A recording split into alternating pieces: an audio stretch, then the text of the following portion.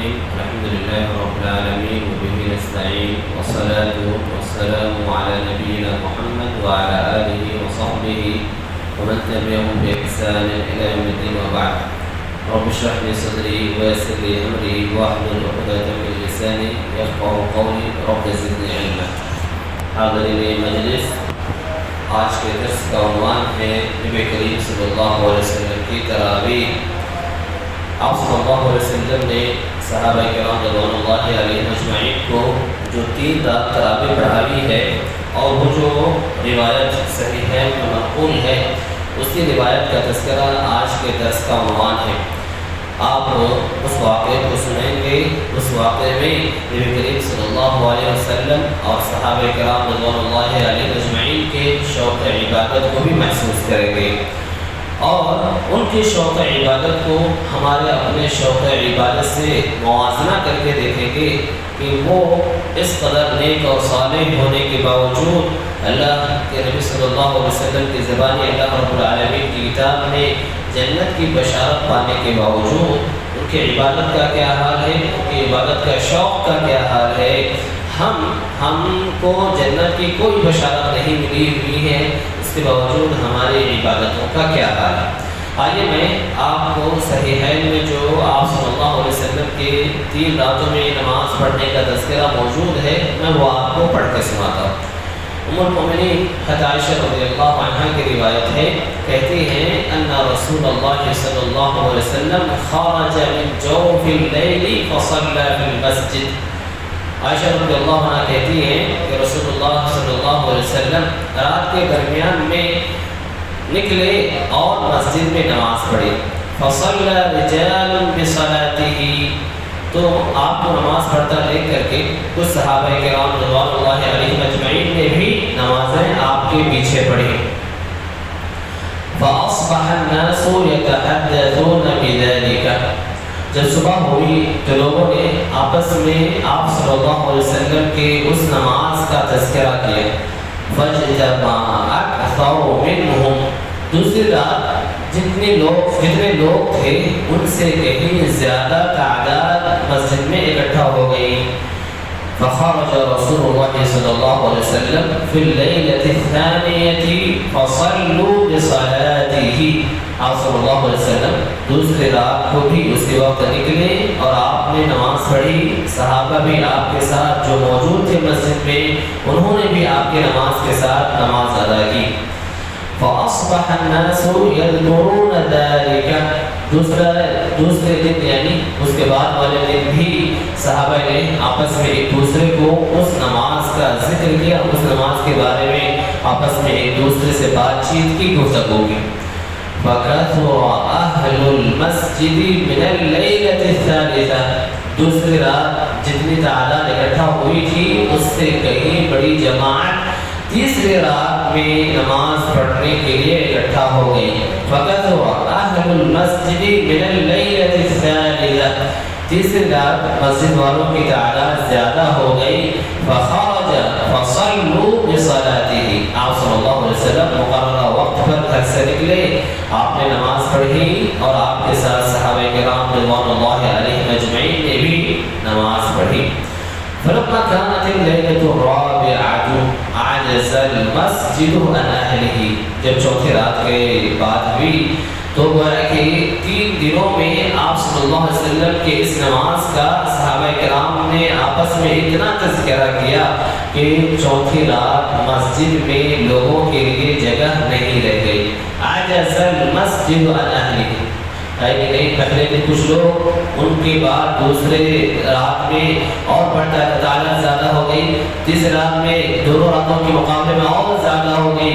جب چوتھے رات کی بات ہے تو تعبیر دیکھیے، صحابیہ کہتی ہیں عجز المسجد عن اہلہ، ام المؤمنین کا کہنا ہے کہ مسجد میں نمازیوں کے لیے جگہ نہیں رہ گئی، نہیں بچ گئی. یعنی کہ اتنی تعداد جمع ہو گئی جتنی تعداد عام دنوں میں صحابہ کرام کی اس مسجد میں جمع نہیں ہوتی تھی، اور جتنے لوگ نماز پڑھ سکتے تھے ان سے کہیں زیادہ لوگوں کی تعداد ہو گئی. فلم يخرج إليه رسول الله صلی اللہ علیہ وسلم، آپ صلی اللہ علیہ وسلم جو ہے اس رات لوگوں کو نماز پڑھانے کے لیے نہیں نکلے. فقبل رجال منهم يقولون الصلاة، لوگوں کو لگا کہ آپ صلی اللہ علیہ وسلم نماز کے لیے کیوں نہیں آ رہے ہیں، آپ کے نماز کے انتظار میں لوگ ہیں، تو گویا کہ ان کو لگا کہ آپ صلی اللہ علیہ وسلم ہو سکتا ہے بھول گئے ہو یا سو گئے ہو، یا کچھ بھی سمجھ کر کے لوگوں نے آپ صلی اللہ علیہ وسلم کو یاد دہانی کرائی اور کہا الصلاۃ، یعنی نماز کا وقت حاضر ہو چکا ہے، اللہ کے نبی صلی اللہ علیہ وسلم آپ آئیے اور ہمیں نماز پڑھائیے۔ یعنی یہ شوق اور یہ جذبہ دیکھیے کہ آپ صلی اللہ علیہ وسلم کے خروج کے منتظر ہیں، آپ کے آنے کے منتظر ہیں، وقت ہو چکا ہے، نماز نہیں ہو پا رہی ہے، آپ کے انتظار میں آپ کو یاد دہانی کرائی جا رہی ہے۔ الصلاۃ یعنی گویا کہ نماز کا وقت حاضر ہو چکا ہے، نماز کا وقت ہو چکا ہے، آپ آئیں اور ہمیں نماز پڑھائیں۔ فلم يخرج إليهم رسول الله صلی اللہ علیہ وسلم، آپ صلی اللہ علیہ وسلم اس رات نہیں نکلے کب؟ حتی خرج لصلاة الفجر، آپ صلی اللہ علیہ وسلم فجر کی نماز پڑھانے سے پہلے، اس وقت سے پہلے آپ مسجد میں تشریف ہی نہیں لائے۔ فلما قضى الفجر اقبل على الناس ثم تشهد فقال، جب نماز سے فارغ ہوئے، لوگوں کی طرف متوجہ ہوئے، حمد و ثنا بیان کیا اور کہا اما بعد فإنه لم يخفى علي شأنكم الليلة، اما بعد تمہارا معاملہ رات میں مجھ سے مخفی نہیں رہا، ولكني خشيت أن تفرض عليكم صلاة الليل، لیکن مجھے ڈر ہوا کہ کہیں تم پر جو ہے رات کی نماز فرض نہ قرار دی جائے، ولكني خشيت أن تفرض عليكم صلاة الليل فتعجزوا عنها، مجھے ڈر ہوا کہ کہیں تم پر رات کی نماز فرض قرار دیا جائے اور تم اس کی ادائیگی سے عاجز ہو جاؤ۔ نماز اگر فرض قرار دیا جاتا، تہجد کی نماز واجب قرار دی جاتی، تراویح کی نماز واجب قرار دی جاتی، تو گویا کہ تم اس کو ادا کرنے سے عاجز ہو جاتے اور تم حرج میں پڑ جاتے۔ یہ کہہ کر کے آپ صلی اللہ علیہ وسلم چوتھی رات صحابہ کرام کو نماز پڑھنے کے لیے مسجد میں تشریف نہیں لائے۔ صحیح ہے کہ روایت ہے، یہ واقعہ میں نے صحیح مسلم سے آپ کے سامنے پیش کیا۔ یہ تراویح کا ذکر ہے، ظاہر ہے کہ تراویح کہنے کا مقصد یہی ہے کہ آرام کرنا، تراویح حجم کی جمع تراویح ہے، یعنی کہ اس زمانے میں جب عمر رضی اللہ تعالیٰ عنہ نے صحابہ کرام کو دیکھا کہ سب اپنے اپنی نماز پڑھ رہے ہیں، متفرق ہیں، تو سب کو ایک امام ابی بن کعب رضی اللہ عنہ کے پیچھے اکٹھا کرا دیا اور ان کو مکلف کیا کہ وہ تمام صحابہ کرام رضوان اللہ علیہم اجمعین کو تراویح کی نماز پڑھائیں۔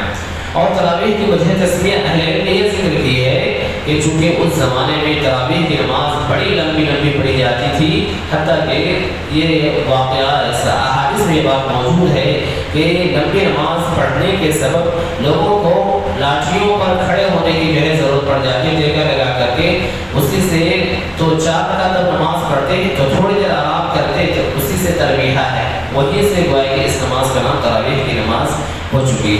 ہم میں سے ہر ایک کو معلوم ہے کہ جو تراویح کی نماز ہے بڑی فضیلت والی نماز ہے۔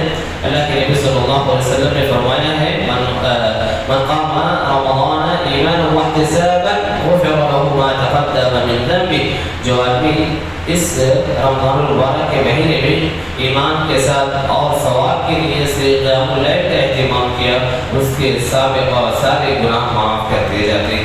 انسان گنہگار ہے، ہر لمحے اس سے غلطی ہوتی رہتی ہے، ہر لمحہ ہم سے گناہ کا کام ہوتے رہتا ہے۔ ظاہر ہے کہ ہمیں ان اسباب کی ضرورت ہے جو ہمارے گناہوں کو مٹا دیں۔ انہی اسباب میں سے ایک سبب قیام اللیل ہے، تہجد کی نماز، تراویح کی نماز ہے۔ واقعی یہ اللہ رب العالمین کی نعمت ہے کہ رمضان المبارک کے اس مہینے میں رات کے پہلے ہی حصے میں ہم اس نماز کو پڑھنے کا اہتمام کرتے ہیں اور باجماعت کرتے ہیں، اور ہماری نماز بھی اتنی لمبی نماز نہیں ہوتی ہے جتنی لمبی نمازیں صحابہ کرام رضوان اللہ علیہم اجمعین اور پہلے کے لوگ پڑھا کرتے ہیں۔ بڑی مشکل سے امام صاحب ایک پارے کی عموماً تلاوت کرتے ہیں اور 5 جگہوں پہ کم اور زیادہ جو ہے تلاوت ہوتی رہتی ہے۔ ہم میں سے بہت سے لوگ الحمدللہ اس نماز کو بڑی اہمیت دیتے ہیں، بڑی پابندی کے ساتھ اس نماز میں شریک ہوتے ہیں، اور ہونا چاہیے کیونکہ یہی ایک اچھا خاصا موقع ہے، ایک نہایت ہی اہم موقع ہے کہ ہم اس نماز کو رات کے پہلے حصے میں جماعت کے ساتھ ادا کرتے ہیں۔ اس وجہ سے اور وہیں پہ ہم میں سے بہت سے لوگوں کو یہ نماز بڑی بھاری لگتی ہے، بڑی مشکل لگتی ہے۔ رمضان کی ابتدا میں شروع میں تو ہمارے پاس کئی سمے مسجدوں میں ہوتی ہیں، لیکن جو رمضان بڑھتے جاتا ہے آگے، وہیں پہ لوگوں کی تعداد کم ہوتی چلی جاتی ہے۔ بعض لوگ ایسا بھی کرتے ہیں، مسجد میں پڑھتے ہیں لیکن اس کو بڑا بوجھ سمجھتے رہتے ہیں، مسافات بیٹھے رہتے ہیں، دیکھتے ہیں کہ امام صاحب قرات کر چکے، اب رکوع میں جانے والے ہیں، پھر اٹھ کر کے آتے ہیں اور امام کے ساتھ شامل ہوتے ہیں۔ یہ کوئی اچھی بات نہیں، یہ بہت لمبی نماز نہیں ہے، بہت زیادہ بھی اگر پڑھی جاتی ہے میرے خیال سے 1 گھنٹے کے اندر یہ نماز ختم ہو جاتی ہے۔ دیکھیے نیکیاں ہی ہمارے ساتھ باقی رہ جاتی ہیں، اور جو کچھ بھی ہمیں اس نیکیوں کے کرنے میں تکلیف ہوتی ہے، دشواری ہوتی ہے، اگلے سال اس کا اندازہ ہمیں نہیں رہتا، وہ چیزیں ہمیں یاد نہیں رہتی ہیں، وہ ہم بھول جاتے ہیں۔ لہٰذا ابھی ہم اپنے آپ کو تھکائیں اور تھک کے نیکیاں کریں۔ اگلے سال جب یہ رمضان آئے گا اور ہم اس رمضان کو پائیں گے تو ہمیں انشاءاللہ اللہ رب العالمین کی ذات سے امید ہے کہ ان نمازوں کا ثواب ہمارے نام اعمال میں ہوگا، لیکن جو عبادت کرنے میں ہمیں تھکان محسوس ہوئی تھی، ہمیں دشواری ہوئی تھی، یہ ساری چیزیں ہمیں یاد نہیں رہیں گے، ہم بھول جائیں گے۔ اسی لیے کہتے ہیں کہ آدمی کو اس قسم کی مشقتوں کے ڈر سے نیکی کرنا نہیں ترک کرنا چاہیے، نیکی چھوڑنا نہیں چاہیے، اور یہ غنیمت ہے۔ اور یہ شیاطین جب قائد کر لیا گیا ہے تو ہمیں نیکیاں کرنے میں آسانی ہوتی ہے، ہمیں بھار نہیں محسوس ہوتا ہے، اور ہم عموماً نیکیوں میں بڑھنے کی رغبت پاتے ہیں۔ جب بات ایسی ہو تو ایسی صورت میں ایسی نمازوں کو اہمیت دینی چاہیے، اور تھوڑی تکلیف برداشت کر کے ہی صحیح ہم اور آپ کو اس نماز کی اول تا آخر اہتمام کرنا چاہیے اور اس کی پابندی کرنی چاہیے۔ بعض جگہوں پہ ایسا ہوتا ہے کہ چند راتوں میں تراویح کی نماز پڑھ لیے اور بقیہ زمان اور رمضان جو ہے فارغ ہو جاتے ہیں۔ یہ اللہ کے نبی صلی اللہ علیہ وسلم اور شریعت کے مزاج نہیں ہے، شریعت کے ساتھ یا شریعت کی ایسی تعلیم نہیں ہے۔ لہٰذا رمضان کے ابتدا سے لے کر کے انتہا تک تراویح کی نماز پڑھنی۔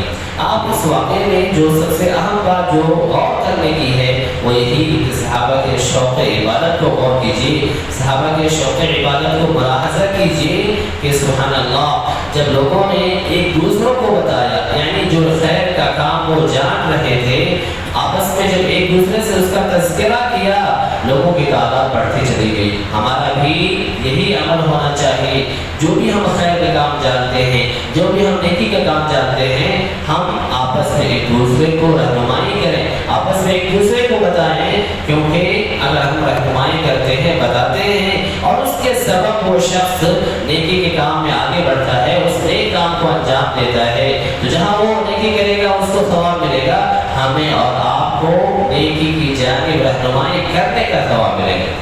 تو یعنی کہ بس ہم نے رہنمائی کیا، ہم نے توجہ دلائی، اس توجہ دلانے کا بھی ہمیں اللہ رب العالمین ثواب سے نوازے گا۔ اس لیے آپ صلی اللہ علیہ وسلم نے فرمایا من دل علی خیر فلہ مثل اجر فاعلہ۔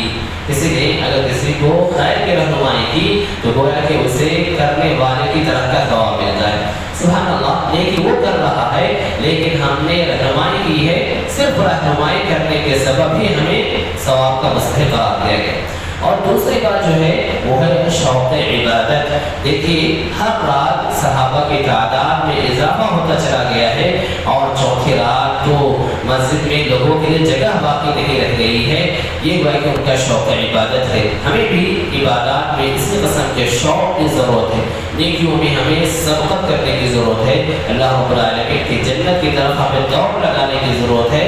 ہم اس کی ضرور فکر کریں۔ اللہ رب العالمین ہم کو ہر قسم کی نیکیوں کی توفیق عطا فرمائے، آمین۔ سبحان ربک رب العزة عما یصفون وسلام علی المرسلین والحمد للہ رب العالمین۔